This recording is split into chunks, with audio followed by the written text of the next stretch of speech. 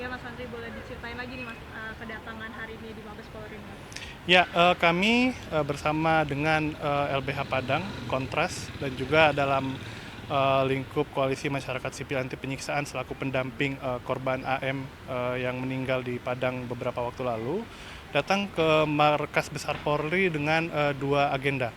Pertama, kita melaporkan dugaan pelanggaran etik yang dilakukan oleh Kapolda Sumatera Barat, oleh Kasat Reskrim Polresta Padang, dan satu kanit Jatanras dari Satreskrim Polresta Padang.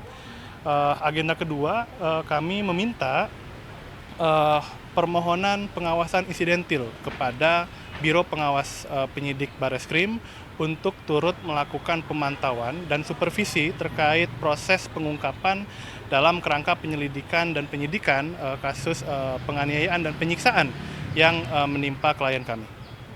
Ya Mas, tadi kan sempat disebutkan nih bahwa Kapolda Sumbar menjanjikan dua hal nih Mas ya. Apa aja itu Mas?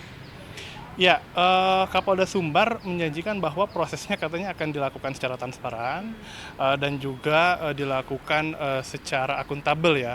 Namun yang terjadi justru sebaliknya, Kapolda Sumbar dalam pemantauan statement media yang kami lakukan bersama koalisi itu justru uh, tidak menyasar proses penegakan hukum yang sebetulnya jadi inti persoalan ini, tapi kemudian justru menuduh keluarga, menuduh tim pendamping itu memberikan kabar yang atau kabar bohong begitu ya. Nah itu kan bertolak belakang sebetulnya dengan kapasitasnya sebagai Kapolda begitu, yang semestinya punya sumber daya yang cukup, punya alat yang canggih, yang semestinya harapan kami dapat mengungkap secara terang benderang proses uh, hukum yang menimpa klien kami. Mas, untuk update sendiri nih Mas terkait kasus ini tuh udah sampai mana sih Mas? Ya, sampai dengan saat ini kami baru mendapatkan informasi bahwa uh, terbukti ada terbukti ada pelanggaran prosedur yang dilakukan oleh Direktorat Samapta Polda Sumbar terhadap sejumlah remaja termasuk klien kami ketika dilakukan penangkapan begitu. Ada dugaan penyiksaan di situ dan sejauh ini Polda Sumbar telah memeriksa sejumlah saksi begitu.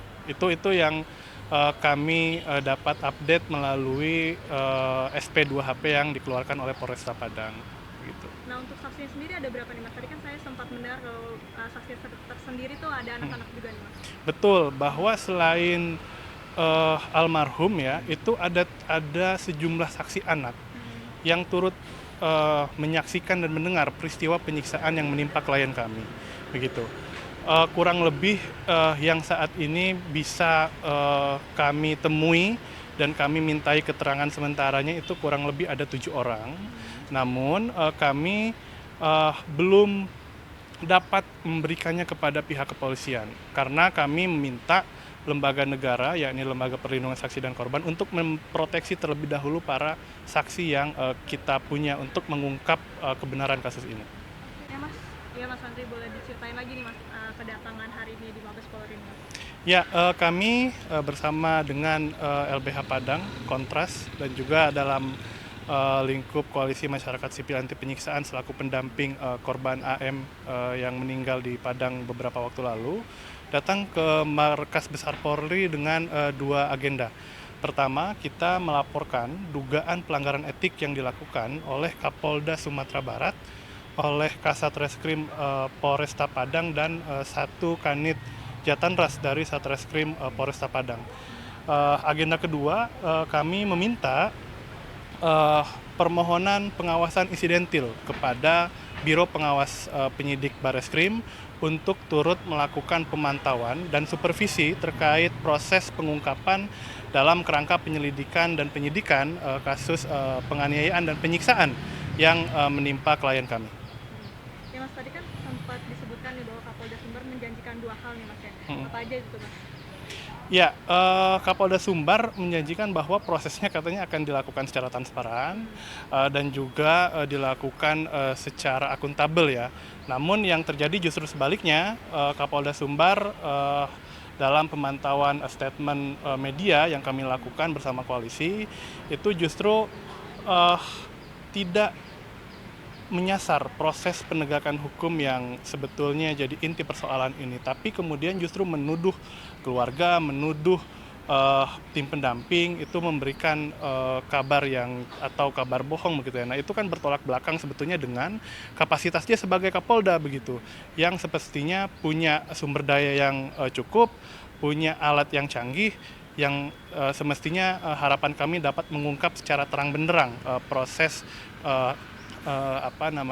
hukum yang menimpa klien kami. Mas, untuk update sendiri nih Mas terkait kasus ini tuh udah sampai mana sih Mas? Ya, sampai dengan saat ini kami baru mendapatkan informasi bahwa terbukti ada pelanggaran prosedur yang dilakukan oleh Direktorat Samapta Polda Sumbar terhadap sejumlah remaja termasuk klien kami ketika dilakukan penangkapan begitu. Ada dugaan penyiksaan di situ dan sejauh ini Polda Sumbar telah memeriksa sejumlah saksi begitu. Itu yang kami dapat update melalui SP2HP yang dikeluarkan oleh Polresta Padang. Gitu. Nah untuk saksinya sendiri ada berapa nih Mas? Tadi kan saya sempat mendengar kalau saksi tersendiri tuh ada anak-anak juga nih Mas. Betul, bahwa selain almarhum ya, itu ada sejumlah saksi anak yang turut menyaksikan dan mendengar peristiwa penyiksaan yang menimpa klien kami, begitu. Kurang lebih yang saat ini bisa kami temui dan kami mintai keterangan sementaranya itu kurang lebih ada 7 orang. Namun kami belum dapat memberikannya kepada pihak kepolisian karena kami meminta lembaga negara, yakni Lembaga Perlindungan Saksi dan Korban, untuk memproteksi terlebih dahulu para saksi yang kita punya untuk mengungkap kebenaran kasus ini.